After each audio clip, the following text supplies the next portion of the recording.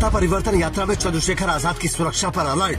तीनों जिलों की इंटेलिजेंस हुई एक्टिव, सुरक्षा के तगड़े इंतजाम। भीम आर्मी खुद संभालेगी मोर्चा, 3 लेयर होगा सुरक्षा का घेरा। बंद कमरों में बन रहे प्लान, विरोधी भी कर रहे पूरी तैयारी।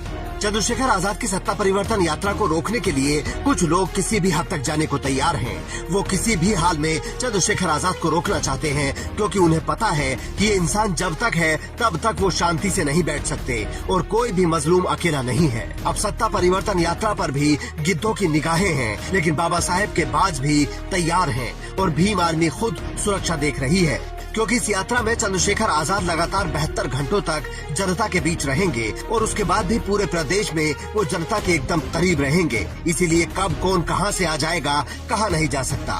इसीलिए नगीना, शामली और मेरठ की पुलिस भी अलर्ट पर है और खुफिया विभाग भी नजरें बनाए हुए है, क्योंकि चंद्रशेखर आजाद पर पहले भी जानलेवा हमला हो चुका है और कई बार उनके काफिले को निशाना बनाने की कोशिश हुई है।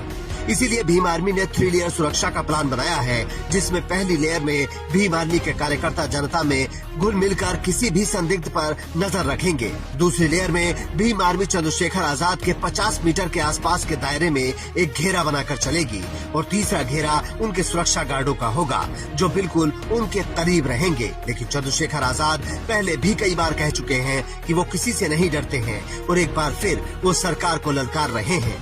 आज हम लोग सारी अपनी बातचीत रखेंगे और ये यात्रा जरूरी है कि उत्तर प्रदेश जो है अब ज्यादा लंबे समय 9 साल हो गए उत्तर प्रदेश को भारतीय जनता पार्टी को सौंपे। क्या मिला उत्तर प्रदेश को सबके सामने? आप हाईवे की बात करते हैं, आप बड़े बड़े और जो है डेवलपमेंट की बात करते हैं, आप पेपर की सुरक्षा तो कर नहीं पा रहे हैं। क्या हुआ नीट के पेपर में? किस तरह से जो है कानून व्यवस्था का बुरा हाल है, नौजवान किस तरह बेबस है। मैं सबसे पहले आज बात करूंगा नौजवान की। क्या हाल है नौजवान के? क्या उत्तर प्रदेश का नौजवान मरने के लिए पैदा हुआ या लाठी खाने के लिए या रात में आंदोलन करने के लिए? कैसे घोटाले हो रहे हैं आरक्षण से लेकर सब चीजों में। 2027 से पहले चंद्रशेखर आजाद की ये यात्रा फाइनल चोट मानी जा रही है। राजनीतिक जानकारों का मानना है कि अगर आजाद समाज पार्टी के प्रमुख पूरे प्रदेश का चक्कर काटने में सफल हो जाते हैं तो 27 में उनकी कामयाबी को कोई नहीं रोक पाएगा। इसीलिए चंद्रशेखर आजाद इस यात्रा में एक मिनी मैनिफेस्टो लेकर जनता के पास जा रहे हैं, जिसमें वो 12वीं क्लास तक फ्री शिक्षा देने का वादा कर रहे हैं, अस्पतालों की गुणवत्ता की बात कर रहे हैं और अपराधियों का काल बनने का दावा भी कर रहे हैं। नीट, पहली बार नीट का पेपर लीक नहीं हुआ है और उत्तर प्रदेश में तो कोई ऐसा पेपर जो लीक नहीं हुआ। और ये सरकार है जो कहती है कानून व्यवस्था के बड़े बड़े दावे करती है, ये पेपर नहीं संभाल पा रही है। और माफियाओं में किसका नाम आ रहा है? पेपर माफिया 70 से जुड़े लोगों का। मैं तो कहता हूं एनएसए लगनी चाहिए, सख्त कार्रवाई उनसे, इनकी संपत्ति जब्त करनी चाहिए जो पेपर माफिया है, क्योंकि ये 22 लाख बच्चों के भविष्य का खिलवाड़ नहीं कर सकते। मैं कहना चाहता हूं ये बहुत पीड़ा का समय, लोगों ने अपने पेट काट काट के अपने बच्चों को पढ़ाया है, आज उनके सपनों को कुचला गया है सरकार की लापरवाही के द्वारा।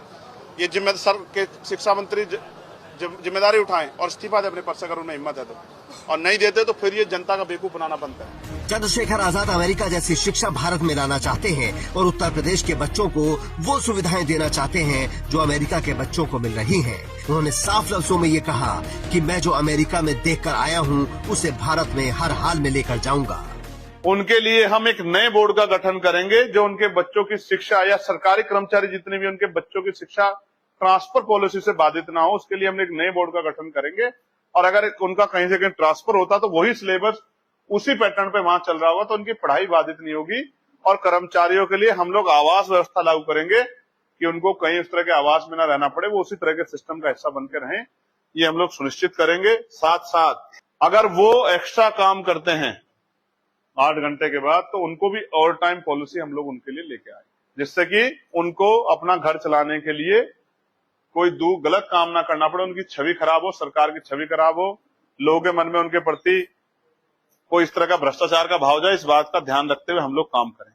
चंद्रशेखर आजाद की इन्हीं बातों ने उनके दुश्मन बढ़ा दिए हैं, जो उन्हें गिराने का केवल एक मौका ढूंढ रहे हैं। इसीलिए किसी भी हाल में भीम आर्मी चंद्रशेखर आजाद की सुरक्षा सुनिश्चित करना चाहती है और पुलिस भी अलर्ट पर है, क्योंकि उनको पता है कि अगर चंद्रशेखर आजाद को खरोच भी आई तो कैसे बवाल हो सकता है। हालांकि आजाद समाज पार्टी लंबे समय से अपने नेता की सुरक्षा बढ़ाने की मांग करती आ रही है, लेकिन अभी तक गृह मंत्रालय ने उनकी बात नहीं सुनी है। आप भी कमेंट करके बता सकते हैं कि क्या चंद्रशेखर आजाद की सुरक्षा बढ़ाई जानी चाहिए या नहीं, और स्टोरी को शेयर करके दूसरों तक पहुंचा सकते हैं। Bureau report, Indian news.